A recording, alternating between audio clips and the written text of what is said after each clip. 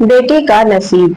लाजो गांव के कुएं से पानी भरकर घर की ओर जा रही थी। रास्ते में उसे दूर से एक बुजुर्ग आते दिखे। जब वे पास आए तो उन्होंने कहा, बेटी मुझे थोड़ा सा पानी पिला दो। लाजो ने कहा, हाँ हाँ बाबा, क्यों नहीं, ये लीजिए, पानी पीजिए। यह कहकर उसने पानी का घड़ा हाथ में लेकर उन्हें पानी पिला दिया। पानी पीकर बुजुर्ग ने उसका धन्यवाद दिया और आगे चल दिए। कुछ देर बाद लाजो घर पहुंची तो देखा वे बुजुर्ग और उसके पिता खाट पर बैठे थे। रामधन जी, जो कि लाजो के पिता थे, रतन लाल उनके ही पुराने दोस्त थे, जो कि दूसरे गांव में रहते थे। कई साल बाद वे रामधन से मिलने आए थे। रामधन जी ने जैसे लाजो को देख वे बोले, ले भाई रतन लाल, आ गई मेरी बेटी। इसी के बारे में पूछ रहा था ना, बहुत ही होशियार बच्ची है। बस मेरी गरीबी और इसकी माँ के न रहने के कारण इससे इसका बचपन छीन गया। आ बेटा, ये तेरे चाचा हैं, मेरे बचपन के दोस्त। लाजो कुछ बोलती उससे पहले ही रतन लाल जी ने कहा, भाई रामधन, तेरी बेटी बहुत संस्कारों वाली है। आज कुएं पर इसने ही मुझे पानी पिलाया था, और कोई होता तो पहले मेरी जात पात पूछता, फिर कहीं जाकर पानी पिलाता। तेरी बेटी बहुत परोपकारी है। अपनी तारीफ सुनकर लाजो शर्मा कर अंदर चली गई। तभी रामधन ने आवाज लगाई, बेटी अपने चाचा के लिए कुछ मीठा ले आ। रतन लाल जी ने उसे रोकते हुए कहा, भाई मुंह बाद में मीठा कर लेंगे, पहले मैं जिस काम से आया हूँ वो तो सुन ले। हाँ भाई, बोल, क्या बात है? घर में सब ठीक तो है ना? रामधन की बात सुनकर रतन लाल ने गंभीर होते हुए कहा, भाई मैं अपने बड़े बेटे के लिए तेरी बेटी का हाथ मांगना चाहता हूँ। अब इस दोस्ती को रिश्तेदारी में बदल देते हैं। यह सुनकर रामधन बहुत खुश हुआ। उसने कहा, बात तो तेरी ठीक है, अगर तेरा बेटा है तो मैं तैयार हूँ। लेकिन भाई, मेरी हैसियत तो तू जानता ही है। जहां तक मुझे पता है, तेरा तो शहर में बहुत बड़ा कारोबार है। कहाँ मैं, कहाँ तू? रतन लाल जी ने कहा, पैसा की तू चिंता मत कर।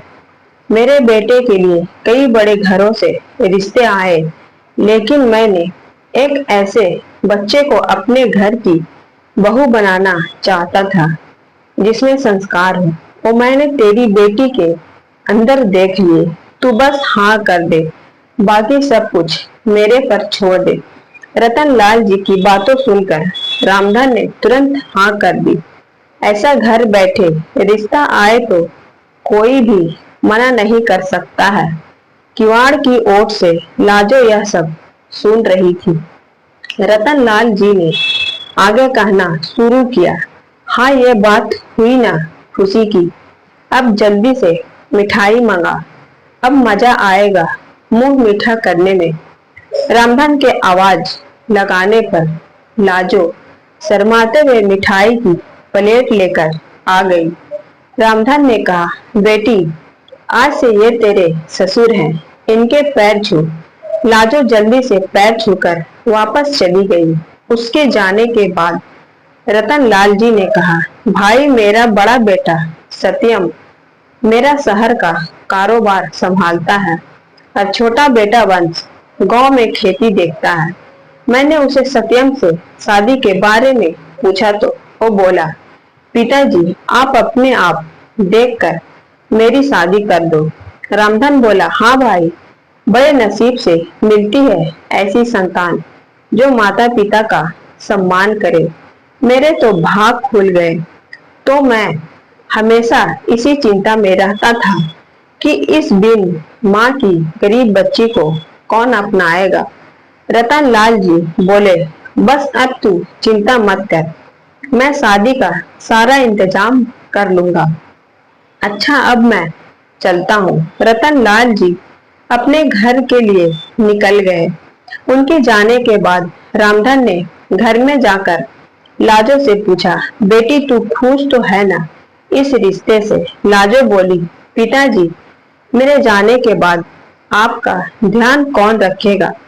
मुझे नहीं करनी शादी। रामधन बोला, बेटी ऐसा ना बोल, मैं अपना ध्यान रख लूंगा। बड़े नसीब से ऐसा रिश्ता मिला है। रतन लाल को मैं बचपन से जानता हूँ। उसके घर में तुझे कोई परेशानी नहीं होगी। कुछ दिन बाद पास के गांव से दो लोग आए और रामधन को शादी का शुभ मुहूर्त बताकर चले गए। उन्हें रतन लाल जी ने भेजा था। अब रामधन शादी की तैयारियों में जुट गया। इसी तरह कुछ दिन बीत गए। रामधन ने अपने खेत गिरवी रखकर बेटी की शादी की तैयारियां पूरी कर ली थी। शादी से एक सप्ताह पहले एक दिन रामधन अपने समधी से मिलने उनके गांव पहुंच गया। रतन लाल जी ने उसे देखकर गले लगा लिया। उन्होंने अपने परिवार से मिलवाया। अपने होने वाले दामाद सत्यम से मिलकर रामधन बहुत खुश हुआ। रामधन जी ने कहा, भाई तू यहाँ आया है, जरूर कोई बात है, बता क्या बात है? रामधन हाथ जोड़कर बोला, नहीं भाई, मैं तो बस ये बताने आया था कि मैंने शादी की सारी तैयारियां कर ली है। आप एक बार आकर देख लो। कुछ कमी लगे तो बता देना, जिससे आपके मेहमानों के सामने आपको शर्मिंदा ना होना पड़े। रतन लाल जी ने कहा, हाँ हाँ मुझे पता है, तेरे पास एक ही खेत था, तूने वो भी गिरवी रख दिया। उसी पैसे से सारी तैयारियां की है। तुझे मुझ पर विश्वास नहीं था। जब मैंने कह दिया था मैं शादी की तैयारी कर लूंगा, फिर तूने ये सब क्यों किया? रामधन आश्चर्य में पड़ गया। वह बोला, माफ करना भाई, लेकिन बेटी की शादी के लिए कुछ तो मुझे भी करना चाहिए। रामधन यह कहकर रोने लगा। उसकी आंखों से आंसू बह रहे थे। तभी रतन लाल जी ने अपने छोटे बेटे वंश को बुलाया और इशारे से कुछ समझाया। कुछ देर बाद रतन लाल जी ने रामधन के कंधे पर हाथ रखा। रामधन सिर झुकाए शर्मिंदा हुआ बैठा था। रतन लाल जी ने कहा, ले भाई अपनी अमानत, दोबारा फिर कभी ऐसा मत करना। यह कहकर उन्होंने खेतों के कागज रामधन के हाथ में रख दिए। रामधन ने देखा, अरे ये क्या, तो वही कागज है तो मैंने गिरवी रखे थे, ये आपके पास कैसे आए? रतन लाल जी ने कहा, वंश आसपास के गांव के सभी लोगों को जानता है। उनमें से एक ही खेत गिरवी रखने वाली बात हमें बता दी, वही यह कागज छुड़ा कर लाया है। रामधन की आंखों में आंसू बह रहे थे। रतन लाल जी ने उसे गले लगा लिया और बोला, भाई खेत की गिरवी रख देगा तो कर्ज कहाँ से चुकाएगा और खाएगा क्या? आगे से ऐसा कुछ मत करना। मैं अपनी बेटी लेने आऊंगा, बस तू मिठाई बढ़िया से बनवाना। यह सुनकर सब लोग हंस पड़े। रतन लाल जी ने आवाज लगाई। वंश ने 50,000 रुपये लाकर अपने पिता के हाथ में रख दिए। रतन लाल जी ने कहा, ले भाई शादी की तैयारियां कर और वंश इन्हें घर छोड़कर आ। हाँ सुन भाई, कल हम 4-5 आदमियों को तेरे घर भेज देंगे और सारा काम संभाल लेंगे, बस तू चिंता मत करना। रामधन कुछ बोल नहीं पा रहा था। उसके मुंह से बस इतना ही निकला, मेरी बेटी की नसीब खुल गए। यह कहते ही वह कुर्सी पर बैठे बैठे लुढ़क गया। इतनी खुशी बर्दाश्त नहीं कर पाया। उसने अपने प्राण त्याग दिए। रतन लाल जी ने उसे संभालते, इससे पहले ही वह दुनिया छोड़ चुका था। रतन लाल जी अपने दोस्त से लिपट कर रोते रहे। वे अपने दोस्त की अंतिम यात्रा लेकर उसके गांव पहुंचे। लाजो को जब यह पता लगा, वह रोते रोते बेहोश हो गई।